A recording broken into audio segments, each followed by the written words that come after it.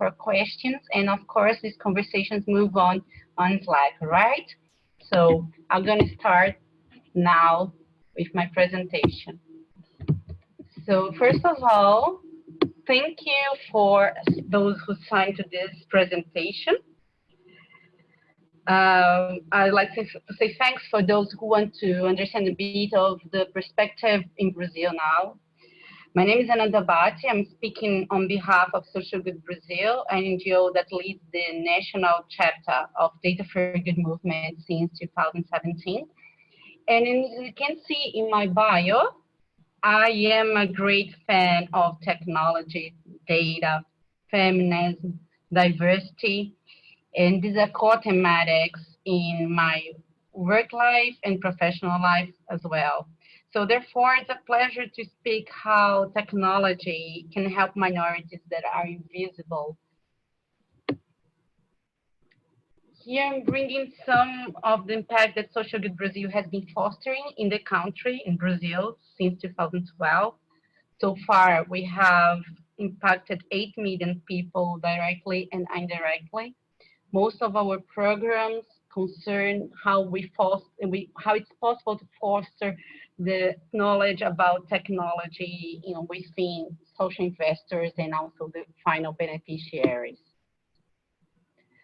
So moving forward, I would like to use a keyword that is in the bottom line for what I call a mindset that mitigates excluding someone when you are designing any data generation program or technology that aims to tackle inequality, for example, or to foster inclusion. I guess most of you have heard about intersectionality. Intersectionality is often used in the feminist for finding combinations of exclusion and injustice. And also, I guess most of you have already seen this sort of graphics, right? So here we have layers and layers and factors that explain how injustice applies to women, to gender. But I keep wondering, what if we add one more layer here? What if we understand how impairment can also leverage a level of injustice that women face in life, in society? So I'd like to bring here the perspective of domestic violence. Talking about impairment, for example, I haven't been finding, at least in Brazil, consolidated data that show how women with impairment are affected. And here I bring an example of this application called Mete a Colher. In Portuguese, literally translating means digging the spoon. Pretty much, I put my nose on this business. And it shows that regardless the data that is generated, of course, we can understand how economic factors and also race can be a key to explain how domestic violence affects women. But there is no collection of data about women with impairment. And I keep asking myself, is the police report collecting this kind of information? Because if not, even applications that are developed with the best of intentions are making this kind of population, vulnerable population, visible, how can we keep in our minds that this kind of vulnerability is important to take into account in any kind of technology that we're going to create or program that supports gender, women, and vulnerability in terms of violence? So also talking about this application, we also have to understand that, for example, if you want to collect this kind of data, now that the application is consolidated, it should be much more expensive. So when I talk about having in our mindsets, like which are the layers of intersectionality and vulnerability that you're going to take into account when creating any program or technology, I am also here emphasizing how we're going to be saving money, time, and lives if we take into account the broader scope of vulnerability when we are creating our applications in our programs. And it reflects, for example, in data journalism. Taking this example, I have been trying to investigate how media is dealing with this thematic. And unfortunately, I have found only one article in Brazilian media since 2012 that reports a case of a woman who is unable to speak and to listen, who had faced a hard time in a police station. Thanks God, I have to say that this reporter brought up this case by bringing this fact to bring light to this fact. But without data, we don't understand, we would never understand how these women with empowerment suffers and how they suffer. So it's going to be very hard to put in place public policies, services that can really support and save lives of women with empowerment. So this is pretty much in social good what we discussed. So why we fight for having intersectionality in the core when we are designing technology or programs that can generate data. And this is something that I really stress for everyone who is trying to use tech for good and for generate data for inclusion and diversity. And of course, we come to a point here that we have to discuss about life before and after COVID. I guess at this point, you might have heard that our president in Brazil, Bolsonaro, has been dealing with the pandemic, treating this as just a simple flu. But regardless, this kind of our lousy leader, would like to bring light also to the gender perspective and domestic violence. So here in this slide, you're gonna see the rates of domestic violence increasing during the social isolation, which is taking place since March. So here you have an increase of 9% in reported by the federal government that use centralized the denouncements in a kind of 911 number, a toll-free number.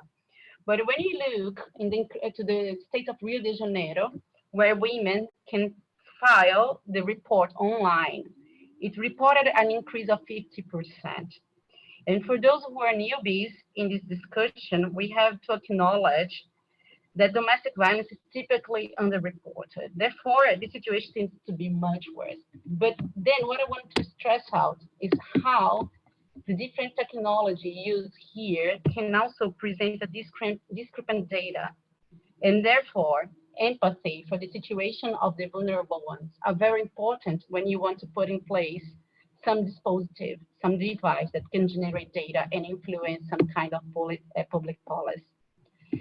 So upon this discrepant data, the federal government could not avoid using technology for protecting women during the social isolation. Well, we now understand that they are confined with the perpetrator under surveillance 24/7. And in this situation, the government has released an application called Human Rights Brazil, that it was released with the intention to generate data to support victims and also to collect evidence from neighbors, such as pictures, videos, and any other kind of evidence of data that can support the legal investigation. Thanks God, if it exists and it centralized data from the whole country, not only from Rio de Janeiro, and we really expect and hope that this kind of application and data generation device can be prevails after the crisis, because we do support that using technology in these cases can be very important to centralize data in a country where you have the police being run locally by the local government. So we don't have a very broad and comprehensive data scope of how the country is really presenting consolidated statistics from the, of course, the federal government perspective. One reflection of this data that has been created by these technology applications is the influence that it has made over the civil society. We could find that after the disclosure of this data and this impressive and negative tragic rate of domestic violence, we found that cosmetic companies, just like Avon and Natura, decided to use technology to support women as well. So they started to disseminate content using WhatsApp for women who were confined with their perpetrators, for them to get relevant information to understand how to escape in safety with their kids. Also, food delivery applications were integrating a panic button that directs this call for help to the police. So it was very important to understand how the data that that was generated by the state of Rio de Janeiro through the online reports could really draw the attention of the society to the situation and really push the civil society to take action and properly in an effective approach in this case. So now talking about the situation of the favelas, as I said, our president is really misleading the society.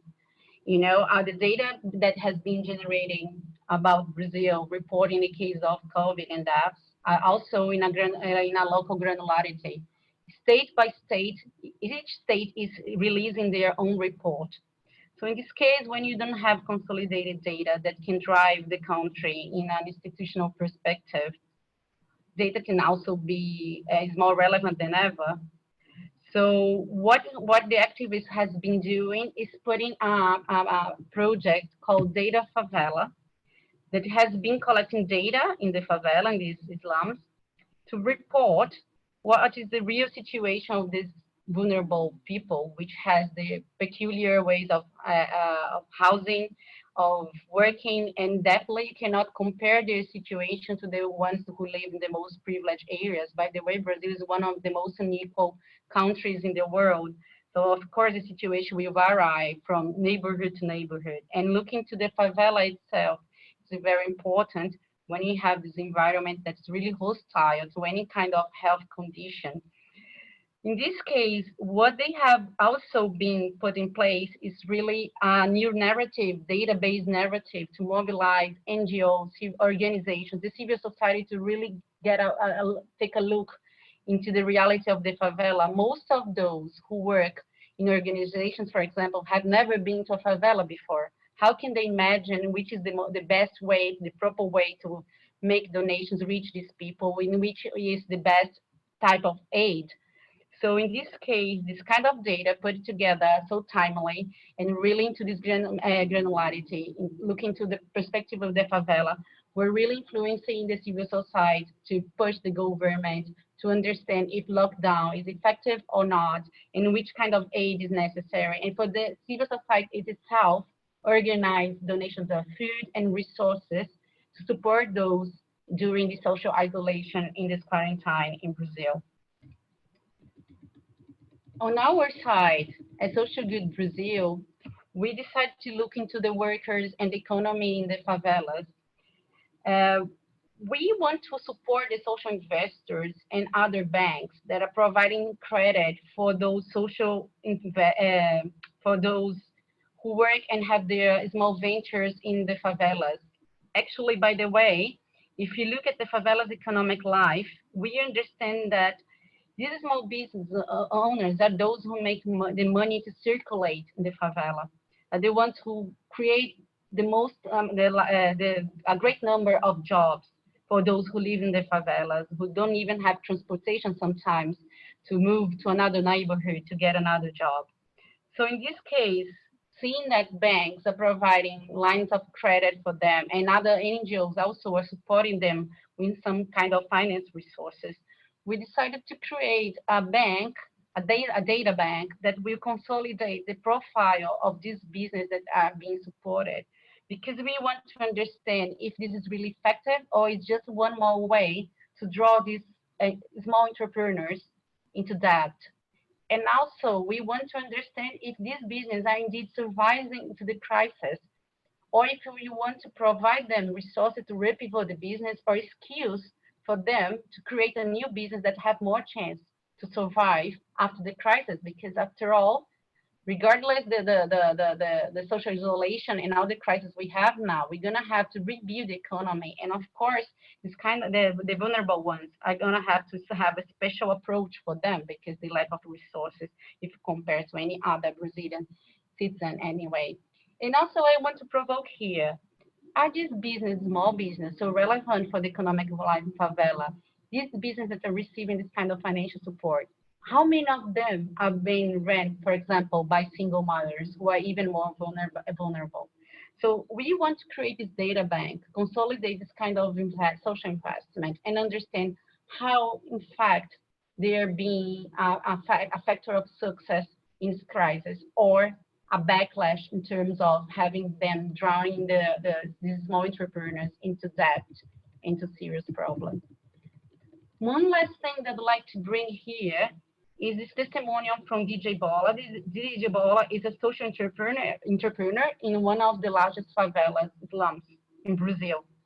Once he approached us to say that lots of people come to the favela, NGOs, social investors, they approach to them to generate data and trying to build over this data some kind of social initiative that support them. But there's one thing that bothers them much. This is what they say. They come from privileged classes. They have never lived in the favela. They prepare a questionnaire coming from their perspectives. They use our time to collect this data that will not necessarily attend our needs. So what I want to bring here, that co-creating the approach, the questions, and the methodology with the community that is going to be focused is a key for engagement, and also to generate data that's legitimate, because otherwise there is a great chance that it's going to be misleading. Top-down approaches do not reflect reality, voices, lives, and as a backlash, you can also be misleading social investors who can instead would be changing their lives. So this is a key question that I would like to leave here for us to discuss and for you to go back home and reflect. How broad is your concept of diversity? Because this is very important when you want to really understand and see where the vulnerable are and how you can provide visibility for them. So thank you so much. These are my contacts. Please feel free to write me any questions, drop me any line. This is the Social Good Brasil website. Now I'm gonna be stop sharing. I'm gonna be here in the next 10 minutes answering any questions. Thank you so much.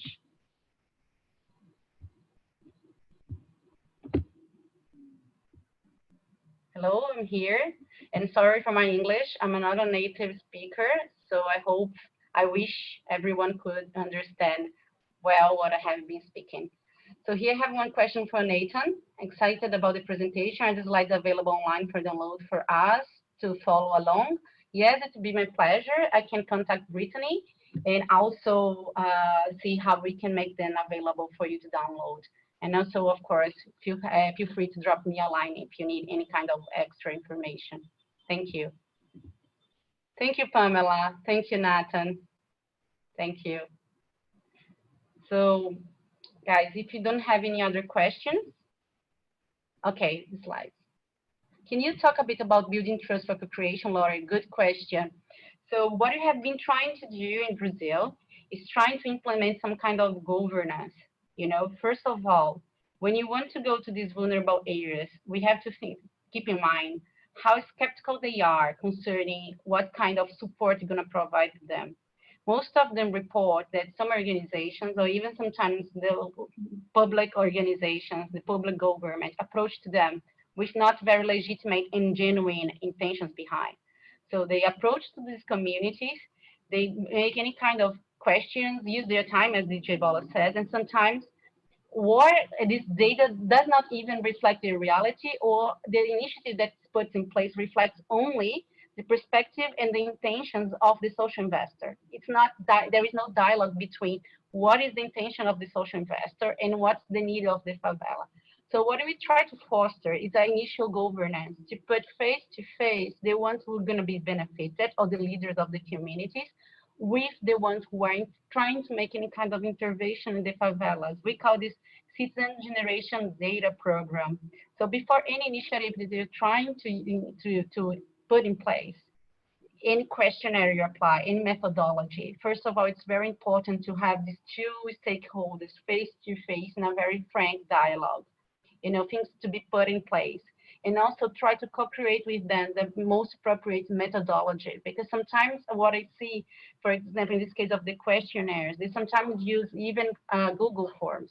And maybe sometimes these vulnerable citizens, they don't even know how to use the Google Forms properly. So we're going to be capturing data from a small percentage of those who live in the favela and have some kind of tech literacy or access for data package and whatsoever. So understanding we also, which is how broad is the vulnerability, the vulnerability of this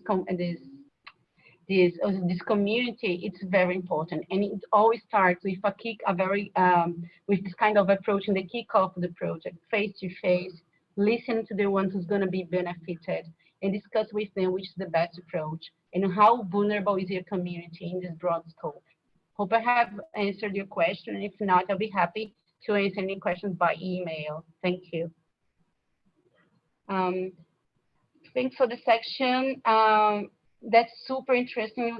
Just privately, sorry. How do you draw the lines between the data that should be collected and the data that should not be collected in order to protect minorities' personal information? I'm interested in learning about the security policies that are placed when collecting data. Well, it refers to the legal mark in Brazil. Unfortunately, it was not, the regulations are not in place yet. But for example, we have like a policy within Social Good Brazil that when you go into the slums, in the favelas, we have liaison with local leaders, first of all. And then we discuss with them who is going to be if there will be an interface, a technological interface, let's put it this way, then we really want to identify in an anonymous way these people in case there is some kind of sensitive thematic being put in place, of course, and also some kind of relevant data. So for example, taxpayer number, which is really relevant in Brazil. In Brazil, if you use take the taxpayer number of someone, you can track his life. So this kind of information is not disclosed. And also we try to identify by gender, number of kids, if it's employed or not employed, and we identify connection with citizen A, citizen B, citizen C. We do not link this with kind of documentation or even address number. And we try to set this governance, with these local leaders, because I agree with you.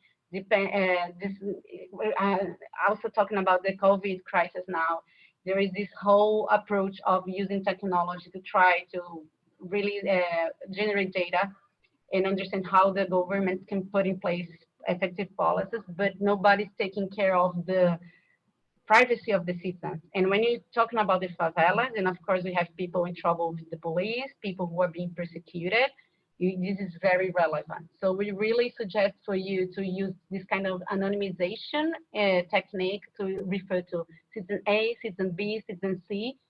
And if it's in case of trying to provide these people donations or something like this, we try to capture the official listing from Brazil, because we have the list of like social assistance that like also it's already there and it's linked with the social benefits. So the information is already exists. But if it's not this case, that's something that you're gonna be picking these people for making donation of food, of money, or whatsoever. Really try to link the responses to this kind of anonymization process. If you haven't answered your question, I'll be happy to answer by email and provide you more details. There's one more question. Do you think Brazil is prepared to use data for social causes? What I mean is we are mature to understand that using data is one of the best ways to find answers. Well, I think Brazil is getting on the track. It's like I think there is a social now. I have to understand, tell you that the privacy of the citizens for me is a big concern, and some NGOs are not really familiar with this concept, regardless the best intentions they have. And one thing that is really for us a fear, it's a threat, actually. It's because we don't have the legal mark in place. It was supposed to be in place for legal enforcement starting now in March, but because of the crisis of COVID, it was postponed for the second semester. So in terms of legal enforcement, we lack from this kind of regulatory mark, and hopefully in August, things will start to fall into place, and it will push organizations to really have some kind of level of compliance. But on the other perspective, what we have been following recently, that more and more organizations and public services too are looking into foster knowledge about this. So I don't think Brazil is really like unprepared, but I think the country is on the track, and more the the the awareness of the relevance of using data for social investment and for dealing with social projects is increasing. What makes us really happy. But we're still in the beginning of the track, but we are moving forward. So I'm really positive that very soon we're gonna have like many organizations and projects being data driven for the sake of the population. Thank you for your question. Any other questions, guys? And thank you for all the compliments about my English. My pleasure, Tamiris.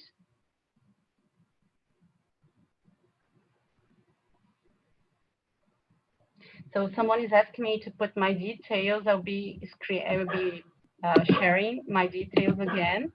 My pleasure. So if you feel free to drop me a line. This number is also my WhatsApp number.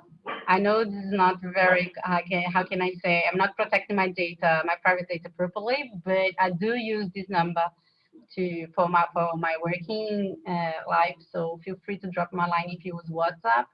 And anyway, we have our Social Good Brasil in social media, in Instagram, LinkedIn, Facebook.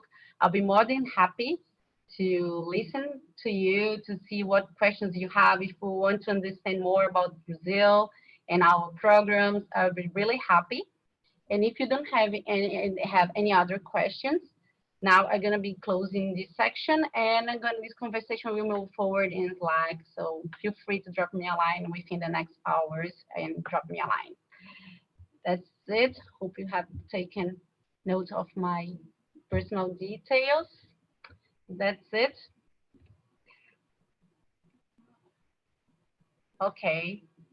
Someone is going to carry on Slack. Thank you. I'll be happy to respond. Thank you so much for speaking to the importance of anonymizing that data collection as much as possible to protect privacy and retaliation from an ethical baseline. Like everyone else, I definitely echo how great that is. Thank you, Andrew. Thank you. Okay, Rod. I'll be waiting for your line. Okay, guys. I guess that's it.